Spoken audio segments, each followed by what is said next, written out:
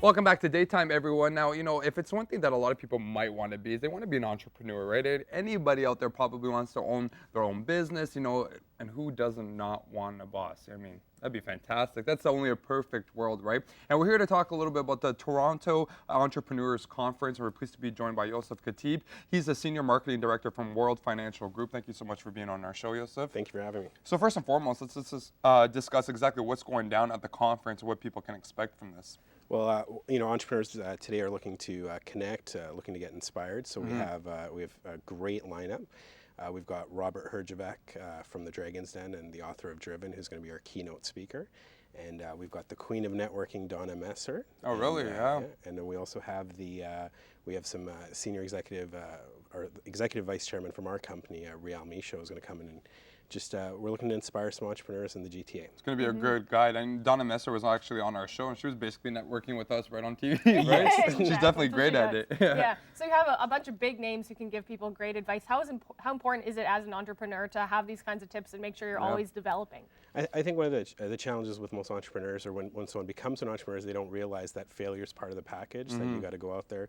And at the same time, you got to connect and realize that there's a lot of other people out there that are going through the same challenges and through the same successes. So if you can learn from other people's mistakes, and you can go and connect with other entrepreneurs at the same time, it's an incredible opportunity. You're right. And what are the more common mistakes that a lot of new entrepreneurs are making? And that's why this conference is created. That's why you guys are there to help. Well, I think it depends on what type of entrepreneur you're becoming. But I think one of the things is maybe dealing with rejection, maybe dealing with just learning how to connect with people. Don always talks about the whole concept of win-win, right? And networking, it's not a me relationship. You got to create a we relationship, and that's what we're looking to do with this conference: is create a whole bunch of we relationships with thousands of entrepreneurs. Yeah.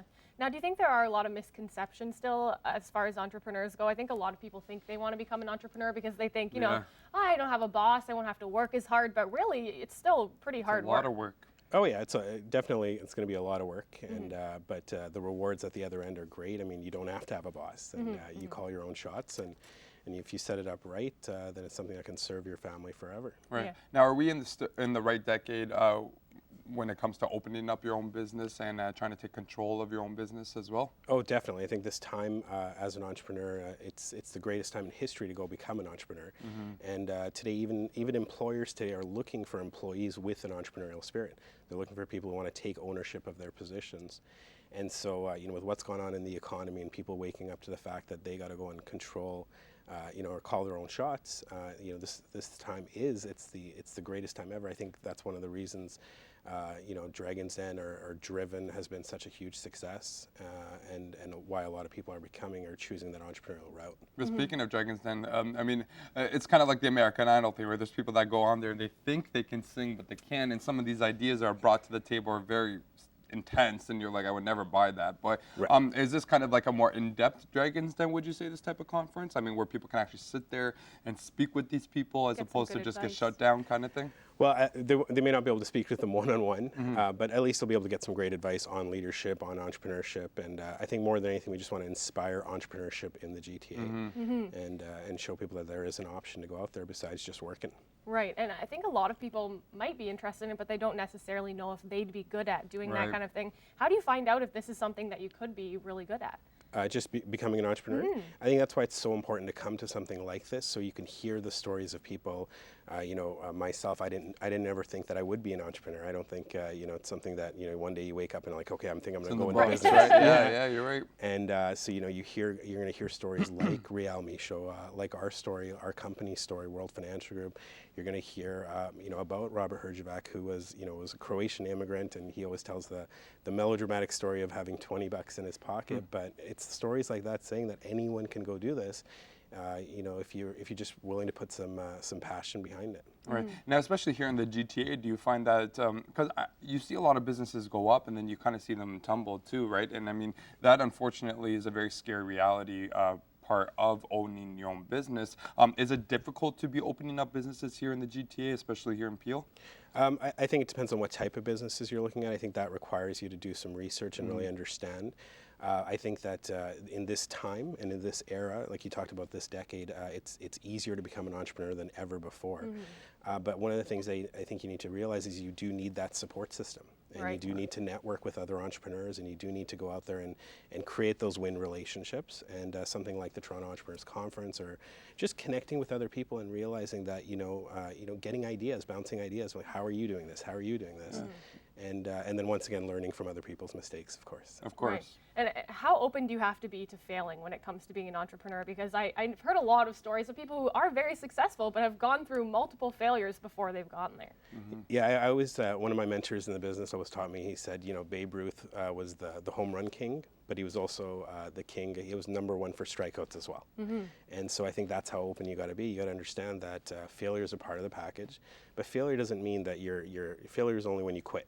Right? If you choose just to keep going and you get back up and you learn from your mistakes, it's only a failure if you keep making that same mistake over and over again. Right, that's true. And especially with not the right team or support from those around you, even your employees. I mean, it's really difficult, especially in an area like ours. I think. What about big box name stores? I mean, we're kind of overpowered by these stores, right? So that's when people become intimidated to open up their own business, right? Right, and I think that excuse me, goes back to that. Goes back to having that support system, having that huge network.